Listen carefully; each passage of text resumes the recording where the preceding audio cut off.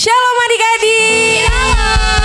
Shalom papi mami, mbak suster dan semua yang ikut ibadah online hari ini. Apa kabarnya? Luar biasa.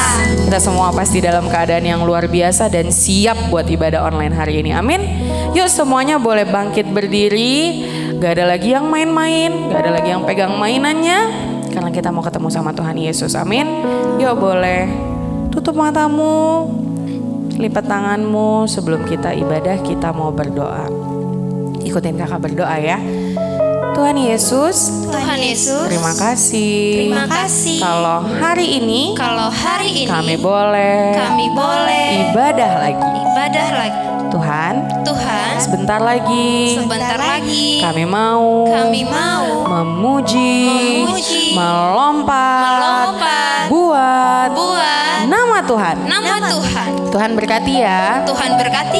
Tuhan, jamah setiap kami ya. Terima kasih Tuhan Yesus. Hanya di dalam nama Tuhan Yesus. Yang sudah siap buat melompat sama-sama katakan amin. Berikan kemuliaan yang paling meriah buat Tuhan Yesus.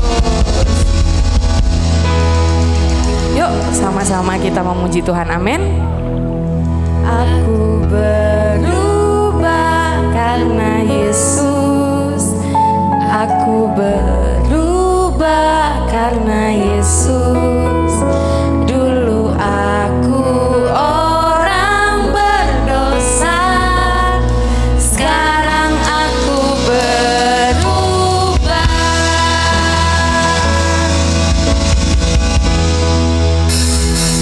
Aku berubah karena Yesus. Aku berubah karena Yesus.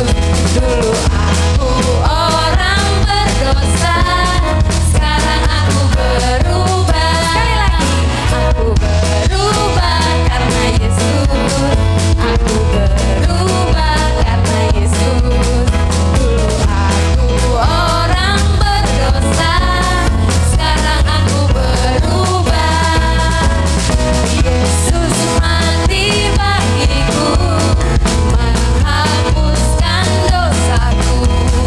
Ku tak seperti dulu, sebab Yesus di hatiku. Aku berubah karena Yesus. Aku berubah karena Yesus. Dulu aku orang berdosa, sekarang aku katakan Yesus mati. Yesus mati bagiku, menghapuskan dosaku. Ku tak seperti dulu, sebab Yesus di hatiku. Yesus mati bagiku, menghapuskan dosaku. Ku tak seperti dulu, sebab Yesus di hatiku. Sebab Yesus di hatiku. Sekali lagi, sebab Yesus di hatiku. Berikan kemuliaan yang paling meriah buat Tuhan Yesus. Yang percaya kalau kita adalah pribadi yang baru, sama-sama katakan amin. Mari sama-sama bertepuk tangan, amin.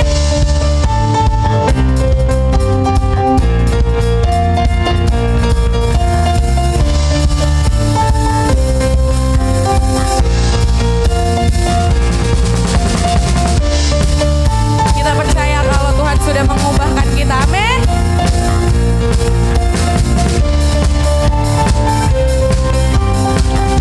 Mari sama-sama katakan, mungkin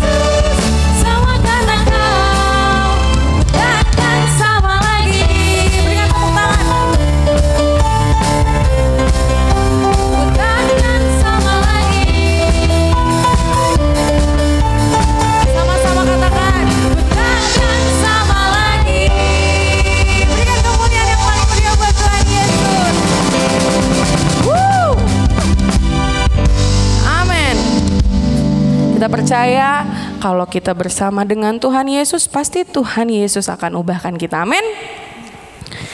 Oke, semuanya boleh duduk kembali.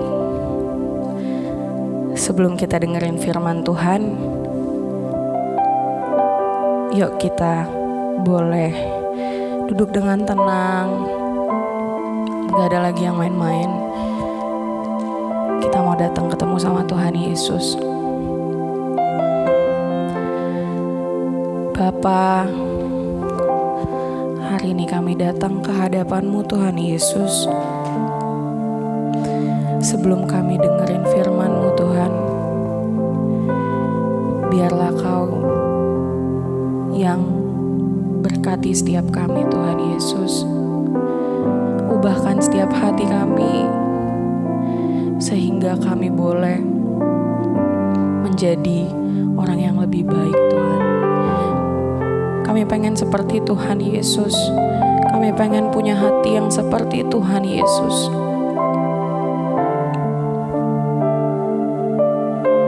Mari sama-sama katakan.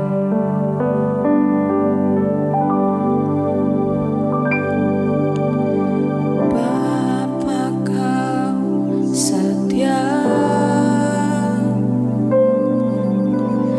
takkan meninggalkan, dan ku percaya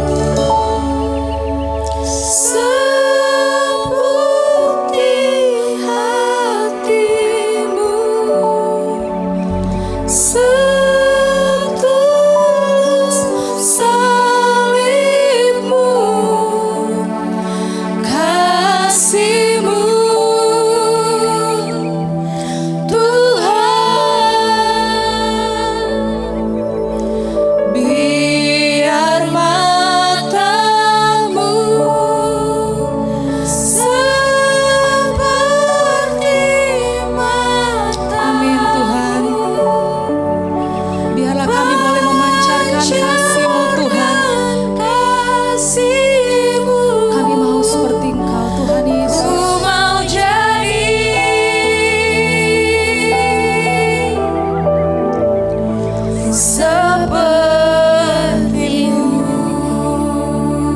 Mari adik-adik dengan sikap berdoa, lipat tangannya, tutup matanya. Kita mau berdoa. Terima kasih Tuhan Yesus buat kesempatan hari ini.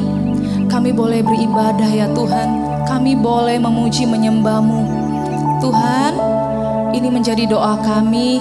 Biarlah kami boleh menjadi anak-anak-Mu Tuhan yang memancarkan kemuliaan Tuhan. Tuhan, sebentar lagi kami mau mendengarkan firman-Mu. Biarlah firman yang akan kami dengarkan itu boleh tertanam di hati kami ya Tuhan. Biarlah kami menjadi anak yang boleh berubah ya Tuhan. Kami boleh seturut dengan firman Tuhan. Tuhan, bukakan mata hati kami ya Tuhan, sehingga kami boleh menjadi berkat-Mu ya Tuhan. Terima kasih ya Tuhan. Biarlah Tuhan, waktu ini kami serahkan ke dalam tangan Tuhan. Kami tolak segala pekerjaan iblis yang mengganggu konsentrasi kami, yang mengganggu kami. Dalam nama Yesus kami tolak. Biarlah Tuhan, setiap firman yang ditaburkan tidak kembali dengan sia-sia. Mari kita yang siap mendengarkan firman Tuhan katakan amin.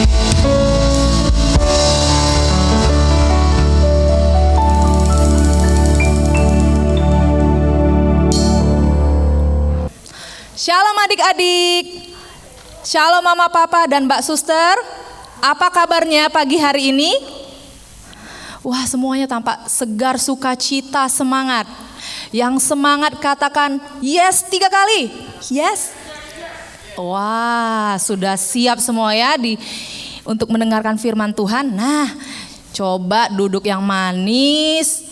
Iya, siapkan mungkin alat tulisnya boleh, mau catat boleh ya. Nah, perhatikan ke depan, perhatikan layar handphonenya atau layar TV-nya ya. Nah, adik-adik coba perhatikan gambar di depan. Wah, ada yang tahu gambar apa ini? Bakpao? Apa? Kue apem? Kira-kira gambar apa ya? Tapi ini bukan makanan yang pasti ya adik-adik ya. Coba perhatikan benar-benar ya. Gambar selanjutnya.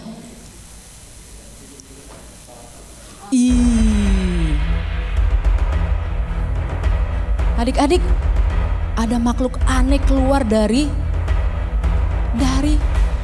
telur. Ternyata gambar tadi itu adalah sebutir telur. Nah, telur apa ya?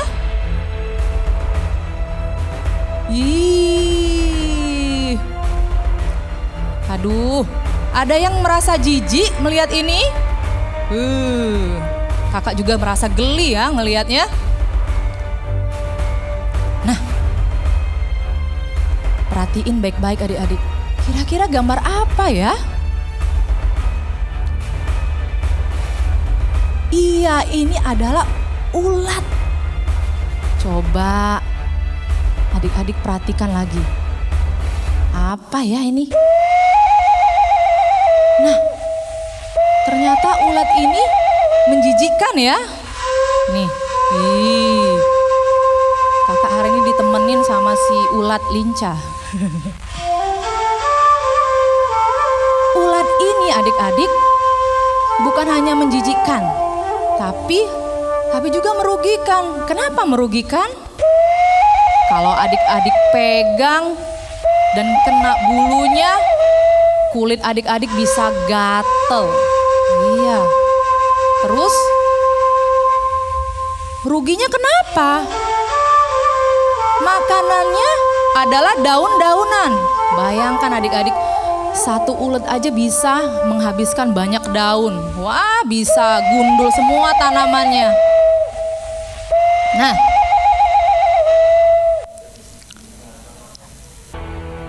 tapi tunggu dulu adik-adik. Ternyata ulat ini seperti hidup kita yang lama saat kita hidup di dalam dosa adik-adik. Hidup kita yang lama itu hidup dalam dosa bisa merugikan orang lain ya. buat orang kadang-kadang jengkel, kadang-kadang kesel ya. Iya, Tuhan gak suka ternyata dengan kehidupan kita yang lama. Tapi coba perhatikan adik-adik, apa yang terjadi dengan ulet ini? Kenapa kepalanya ke bawah ya? Nah, tiba-tiba ulet ini lama-lama menutup kepalanya. Nah, lama-lama setengah badannya sudah tertutup. Dan akhirnya tinggal bagian ekornya tuh. Tinggal kaki-kakinya yang terlihat. Ada yang tahu ini? Wah, ini kepompong, betul. Adik-adik yang sudah belajar mungkin sudah tahu ya, ini fase. Iya, fase apa ya? Kira-kira jadi apa ini ulet tadi? Coba adik-adik perhatikan. Wah, ada warna seperti warna jingga. Terus warna apa lagi? Iya, ada hitam-hitamnya. Kira-kira apa yang akan keluar dari kepompong ini? Mungkin adik-adik ada yang sudah tahu.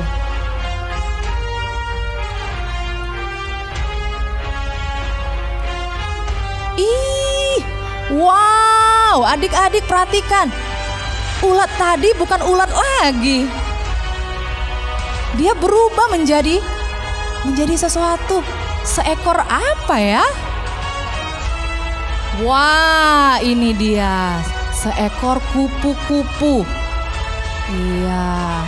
Tadi kita jijik ya ngelihat uletnya. Tapi saat kita lihat,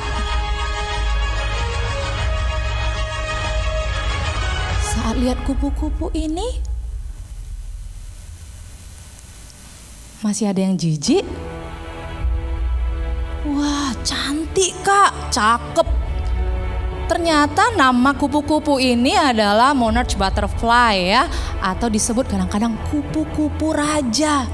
Nah, adik-adik ini kupu-kupu yang memiliki metamorfosis yang paling sempurna katanya.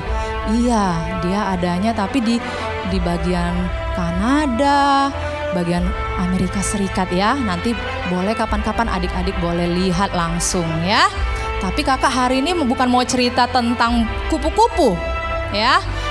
Hari ini kakak mau cerita tentang ada seorang tokoh di dalam Alkitab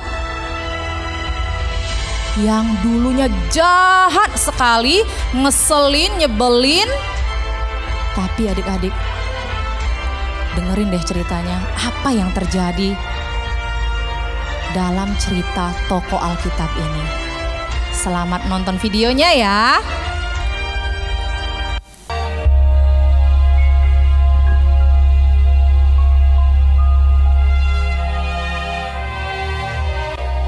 Sementara itu berkobar-kobar hati Saulus untuk mengancam dan membunuh murid-murid Tuhan. Ia menghadap imam besar dan meminta surat kuasa daripadanya untuk dibawa kepada majelis Yahudi di Damsyik, supaya jika ia menemukan laki-laki atau perempuan yang mengikuti jalan Tuhan, ia menangkap mereka dan membawa mereka ke Yerusalem. Dalam perjalanannya ke Damsyik, ketika ia sudah dekat kota itu, tiba-tiba cahaya memancar dari langit mengelilingi dia. Ia rebah ke tanah dan kedengaranlah olehnya suatu suara yang berkata kepadanya, Saulus, Saulus, mengapakah engkau menganiaya aku? Jawab Saulus, siapakah engkau Tuhan? Katanya, Akulah Yesus yang kau aniaya itu. Tetapi bangunlah dan pergilah ke dalam kota. Di sana akan dikatakan kepadamu apa yang harus kau perbuat. Maka termangu-mangulah teman-temannya seperjalanan, karena mereka memang mendengar suara itu, tetapi tidak melihat seorang juga pun. Saulus bangun dan berdiri, lalu membuka matanya, tetapi ia tidak dapat melihat apa-apa. Mereka harus menuntun dia masuk ke Damsyik. 3 hari lamanya ia tidak dapat melihat, dan 3 hari lamanya ia tidak makan dan minum. Di Damsyik ada seorang murid Tuhan bernama Ananias. Firman Tuhan kepadanya dalam suatu penglihatan. Ananias, Jawabnya, "Ini aku, Tuhan." firman Tuhan, mari, pergilah ke jalan yang bernama Jalan Lurus, dan carilah di rumah Yudas, seorang dari Tarsus yang bernama Saulus. Ia sekarang berdoa, dan dalam suatu penglihatan, ia melihat bahwa seorang yang bernama Ananias masuk ke dalam dan menumpangkan tangannya ke atasnya, supaya ia dapat melihat lagi. jawab Ananias, "Tuhan, dari banyak orang telah kudengar tentang orang itu. Betapa banyaknya kejahatan yang dilakukannya terhadap orang-orang kudus-Mu di Yerusalem. Dan ia datang kemari dengan kuasa penuh dari imam-imam kepala untuk menangkap semua orang yang memanggil nama-Mu." Tetapi firman Tuhan kepadanya, Pergilah, sebab orang ini adalah alat pilihan bagiku untuk memberitakan namaku kepada bangsa-bangsa lain, serta raja-raja dan orang-orang Israel. Aku sendiri akan menunjukkan kepadanya betapa banyak penderitaan yang harus ia tanggung oleh karena namaku. Lalu pergilah Ananias ke situ dan masuk ke rumah itu. Ia menumpangkan tangannya ke atas Saulus. Katanya, "Saulus, saudaraku, Tuhan Yesus yang telah menampakkan diri kepadamu di jalan yang kau lalui, telah menyuruh aku kepadamu, supaya engkau dapat melihat lagi dan penuh dengan Roh Kudus." dan seketika itu juga, seolah-olah selaput gugur dari matanya, sehingga ia dapat melihat lagi. Ia bangun, lalu dibaptis. Dan setelah ia makan, pulihlah kekuatannya. Nah, adik-adik, tadi kita sudah tonton seorang tokoh di Alkitab, namanya siapa? Saulus. Saulus ini dulunya adik-adik, kalau di Kisah Para Rasul diceritakan, kalau adik-adik ingat cerita yang pernah dibawakan oleh kakak-kakak sekolah minggu, saat Stefanus dirajam sampai mati, ternyata Pak Saulus ada di situ. Dia adalah orang yang jahat sekali, ya. Dia dalam Kisah Para Rasul 9 dikatakan dia berencana mau membunuh anak-anak Tuhan. Kira-kira dia baik atau jahat ya adik-adik? Jahat sekali ya. Pada saat itu, pada zaman itu, iya benar-benar kejam ya. Tapi saat dia berjumpa dengan Tuhan Yesus, apa yang terjadi? Dia dibaptis. Dia diubahkan. Nah, kita baca dulu ya firman Tuhan hari ini. Kak Aca, silakan.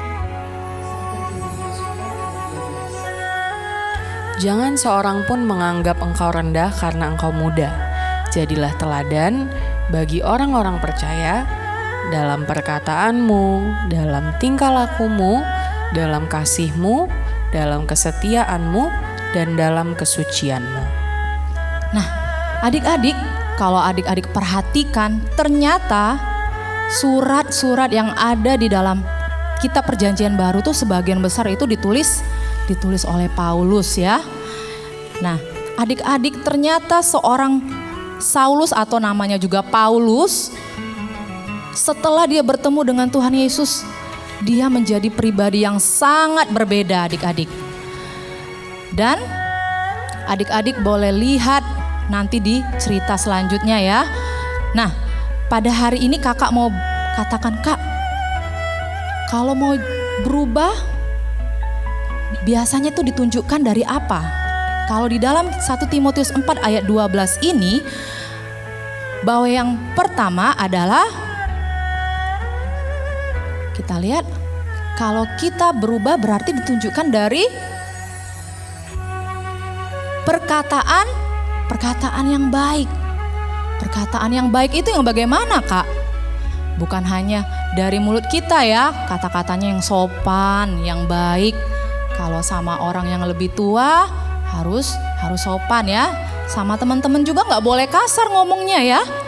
Nah, saat bukan hanya kata-kata, sekarang ini yang lebih keren ya di medsos ya adik-adik ya, lewat handphone. Coba perhatikan kalau saat chatting kata-kata kita gimana? Coba masih nggak jelek-jelekin? Masih nggak ngata-ngatain? Nah, firman Tuhan berkata dalam Efesus 4 ayat ke-29. Efesus 4 ayat 29a. Janganlah ada perkataan kotor keluar dari mulutmu, tetapi pakailah perkataan yang baik untuk membangun. Amin. Jadi kata-kata yang keluar dari mulut kita itu juga harus berubah. Kalau dulu kata-katanya kasar, kata-kata yang kotor, yang ya tidak sopan, chattingnya juga suka ngebully. Nah, kalau kita sudah diubahkan oleh Tuhan, kita sudah ketemu Tuhan Yesus, perkataan kita harus yang baik, yang membangun. Ya adik-adik, coba dari sekarang, coba katakanlah yang membangun. Kalau temennya lagi sulit, lagi kesusahan, ditolong ya. Nah, yang kedua, apalagi ya yang menunjukkan kalau kita sudah berubah? Nah, menurut Timotius tadi, yang kedua adalah tingkah laku. Tingkah lakunya harus berubah. Tingkah lakunya kalau dulu nakal, masih nakal enggak? Kalau suka marah-marah, kalau sudah ketemu sama Tuhan Yesus, seperti Paulus dulu, tingkah lakunya dulu suka membunuh, serem ya. Tingkah lakunya suka menganiaya orang, anak-anak Tuhan. Tingkah lakunya juga harus berubah adik-adik ya. Perhatikan tingkah lakunya ya. Nah, firman Tuhan mengatakan dalam Amsal 8 ayat 13. Takut akan Tuhan ialah membenci kejahatan. Aku benci kepada kesombongan, kecongkakan, tingkah laku yang jahat. Nah, kalau kita anak-anak Tuhan yang setiap hari suka berdoa, membaca Alkitab, tingkah lakunya juga harus sesuai dengan yang sudah kita baca, yang sudah kita renungkan, yang sudah kita doakan. Tingkah lakunya bagaimana? Tingkah lakunya nggak boleh jahat lagi sama orang, nggak boleh kejem ya. Anak-anak Tuhan nggak boleh dibilang di sini nggak boleh sombong, jauhi kecongkakan ya, karena Tuhan kita membenci kejahatan ya. Siapa adik-adik di sini yang mau berubah? Lambaikan tangannya. Iya, kita harus berubah ya adik-adik, berubah menjadi lebih baik. Coba perhatikan kalau misalnya kupu-kupu tadi tetap jadi ulet, tetap makanin daun, bisa berubah jadi kupu-kupu cantik enggak? Enggak bisa. Tapi dia harus lewatin prosesnya. Dia berubah menjadi kepompong dan akhirnya dia menjadi kupu-kupu yang cantik. Begitu juga hidup kita ya adik-adik. Kalau dulu tingkah lakunya jahat, setelah bertemu dengan Tuhan, tingkah lakunya harus menjadi lebih baik. Yang mau lebih baik katakan yes. Dan yang ketiga, nah yang ketiga adalah kasih. Iya, kalau kita berubah berarti kita mempunyai kasih dalam hidup kita. Kak Vero, kasih itu apa? Dalam surat Paulus, 1 Korintus 13 ayat 4. kasih itu sabar, kasih itu murah hati, ia tidak cemburu, ia tidak memegahkan diri dan tidak sombong. Amin. Dibilang di situ kasih itu harus sabar. Sabar itu yang bagaimana? Mungkin adik-adik udah lebih tahu ya. Sabar itu kalau misalnya kita pengen sesuatu, pengen hadiah, tapi mama papa belum sanggup beliin. Gimana? Sabar ya, sabar. Pasti ada saatnya nanti diberikan ya. Kasih itu apa? Murah hati adik-adik. Murah hati, suka memberi, suka memaafkan juga itu murah hati loh adik-adik. Kalau orang salah, jangan terus kita benci, tapi kita mau maafkan ya. Tidak cemburu, tidak memegahkan diri dan tidak sombong ya. Kalau kita bisa, kita pinter, itu semua karena Tuhan ya. Kita tidak boleh sombong. Oke, yang selanjutnya apa lagi ya? Yang keempat, firman Tuhan katakan, iya, dalam kesetiaanmu.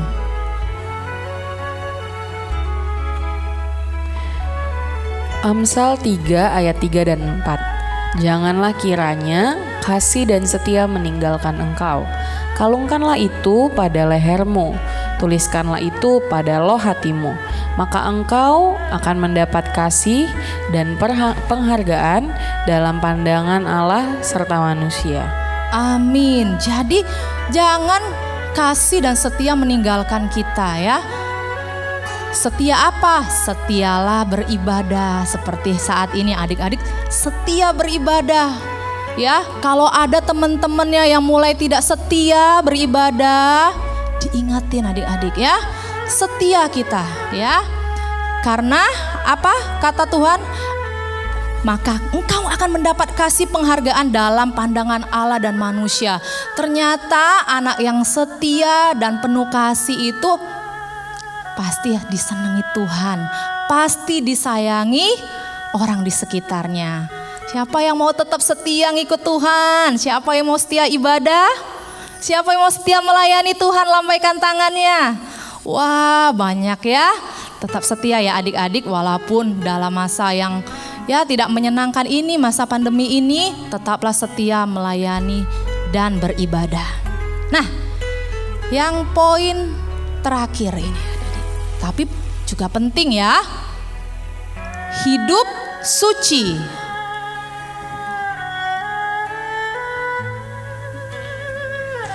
Matius 5 ayat 8. Berbahagialah orang yang suci hatinya, karena mereka akan melihat Allah. Amin. Hidup suci, hidup kudus. Kalau adik-adik masih ingat cerita Kak Mimi minggu lalu, bagaimana seorang Musa yang bisa melihat Tuhan, ngobrol, berhadapan muka adik-adik. Wow, keren ya. Hidup suci. Karena firman Tuhan katakan, orang yang hidup suci atau yang hatinya suci, mereka akan melihat Allah. Ya. Bagaimana hidup suci, Kak? Jauhi kejahatan, adik-adik. Ya, hidup dalam kasih. Kalau kita melakukan kesalahan, dosa, cepat-cepat minta ampun sama Tuhan ya. Jangan lama-lama. Kalau kita tahu salah, segera minta ampun sama Tuhan ya. Biar Tuhan menyucikan kembali hidup kita, supaya hidup kita menjadi baru lagi ya adik-adik. Nah, kakak mau tunjukkan video terakhir ya. Ada seorang anak SD ya, anak SD ya seumuran adik-adik, dia ada kesaksian ya, bagaimana dia berubah setelah dia mengenal Tuhan Yesus. Adik-adik mau saksikan? Kita saksikan bersama-sama ya. Selamat menyaksikan. Shalom. Nah, shalom. Selamat pagi. Jadi Bapak Ibu, saya mau menceritakan tentang sakit demam saya. Jadi saya itu demam. Terus papa saya pas udah pagi kayak gini kan, papa saya bilang bahwa loh nak kok senyum-senyum. Aku bilang aku mimpi indah karena nggak terlalu jelas. Kok senyum-senyum? Aku bilang lagi, aku mimpi indah pak, dengan keras. Apa mimpinya Nyak? Kata papa. Aku mimpi itu kayak gitu, kayak jadi kayak apa gitu loh, kayak sembuh. Jadi aku dibawa Allah dari rumah ke surga. Terus aku dibawa jalan-jalan dulu, dibantu. Terus karena aku melihat cahaya Yesus, akhirnya aku kayak merasa siapa itu. Lalu Yesus berkata, jangan takut, ini aku, Tuhanmu. Tuhan, aku akan memperingatmu untuk tidak membantah orang tua dan meminta maaf kepadanya. Aku tanyakan, meminta maaf untuk apa? Karena mereka kan udah rawat kamu, cuman kamu nggak cuci tangan, jaga kesehatan, dan tidak mendengar apa orang tua. Jangan juga membantah ya. Oke Tuhan, akhirnya dia bilang juga sama aku, hai anakku, sembuhlah. Terus itu aku dibawa Allah untuk kembali ke rumah. Nah, jadi aku pas bangun, kupikir ini mimpi kan. Rupanya aku udah sembuh. Demamku gak tinggi dan aku 37,6.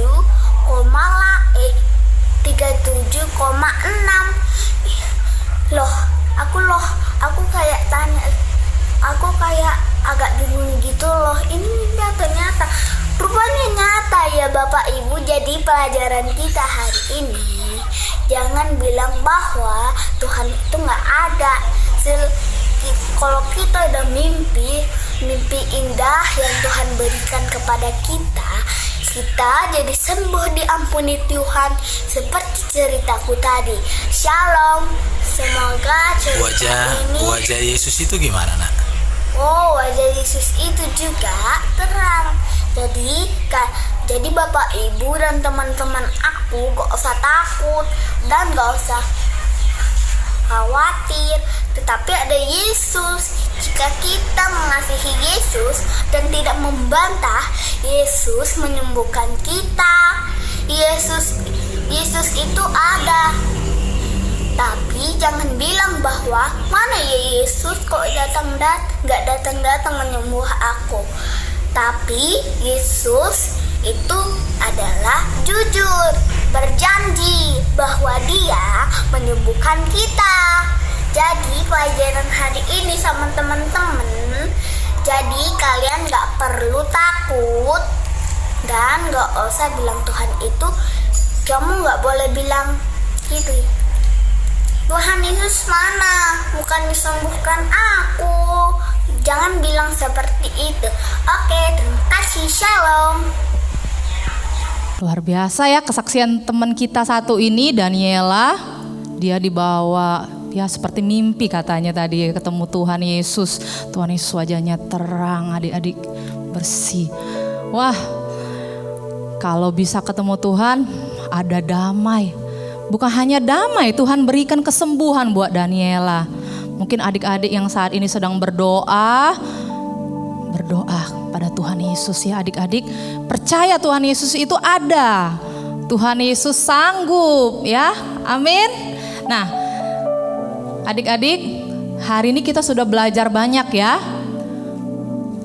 Kalau kita berubah, katakan aku berubah. Ya, kalau berubah itu yang pertama apa adik-adik? Perkataan yang baik.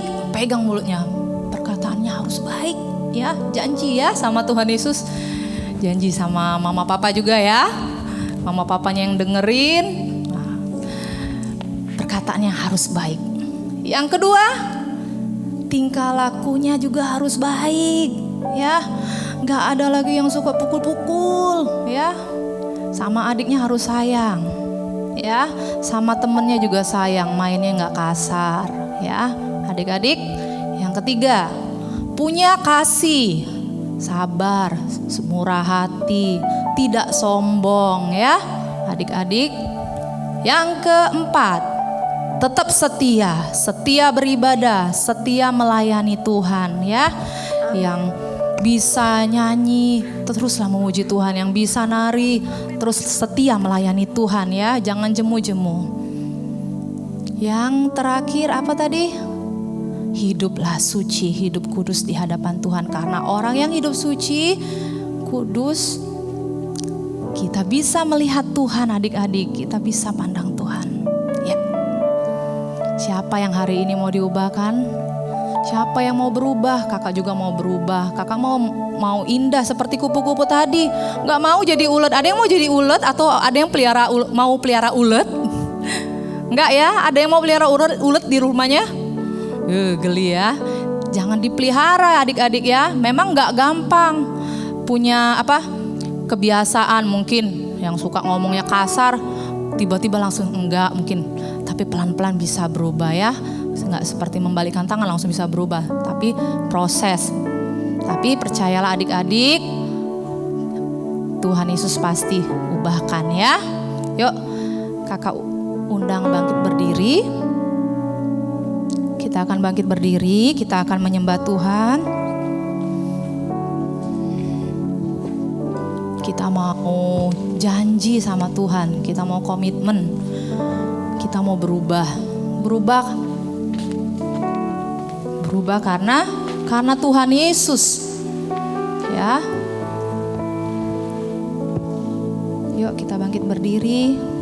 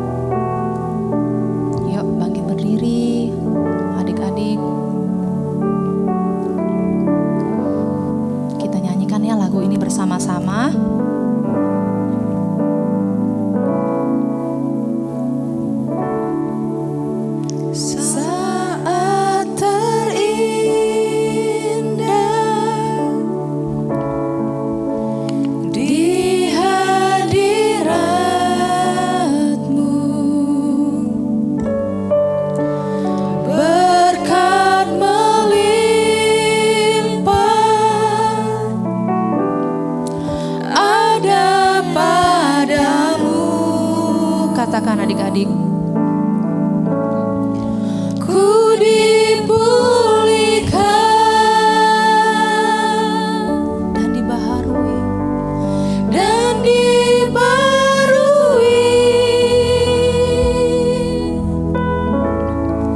dalam hadirat-Mu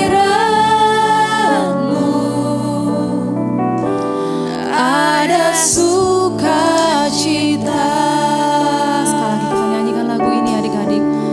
Papa, Mbak Suster juga. Saat terindah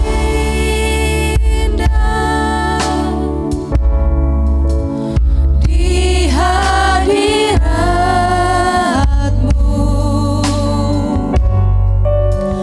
berkat melimpah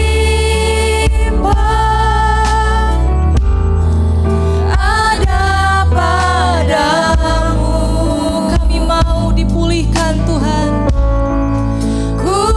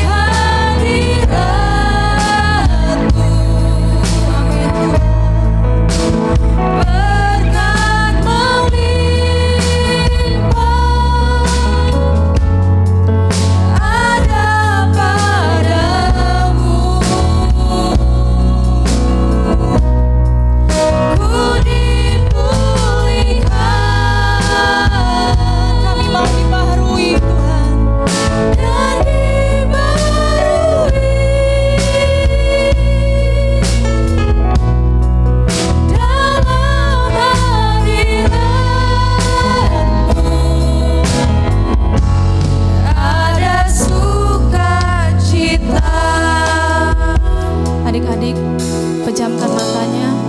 Coba letakkan tangan kanannya di dada adik-adik. Pagi hari ini kita mau komitmen sama Tuhan Yesus. Kita mau komitmen sama Tuhan. Kita mau jadi pribadi yang baru, menjadi berubah. Kita mau dibaharui. Mari adik-adik berdoa ikutin kakak ya. Tuhan Yesus, terima kasih buat firman-Mu pagi hari ini. Terima kasih kami boleh kenal Tuhan Yesus. Tuhan, pagi hari ini kami mau berubah. Kami mau menjadi anak-anak Tuhan yang penuh dengan kasih. Kami mau hidup suci, hidup kudus, menjadi orang yang sabar Tuhan. Tuhan Yesus, kami mau tingkah laku kami berubah. Kami boleh menjadi anak yang disukai Tuhan dan juga sesama kami. Tuhan Yesus, ampuni kalau kami sering membuat sedih Mama Papa, Tuhan Yesus sendiri. Ampuni kami Tuhan. Kami mau Tuhan menjadi indah di mata Tuhan. Kami mau sayang Mama Papa. Terima kasih Tuhan. Buat firman-Mu hari ini. Jadikan kami pribadi yang baru,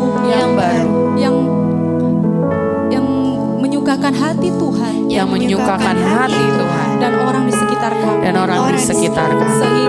Sehingga nama Tuhan dipermuliakan melalui hidup kami.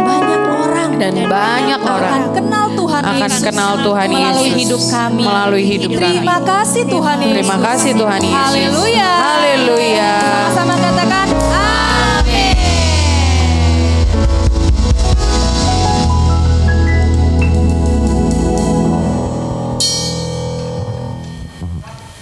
Yuk adik-adik, papa, mama, kakak-kakak semua kita bangkit berdiri.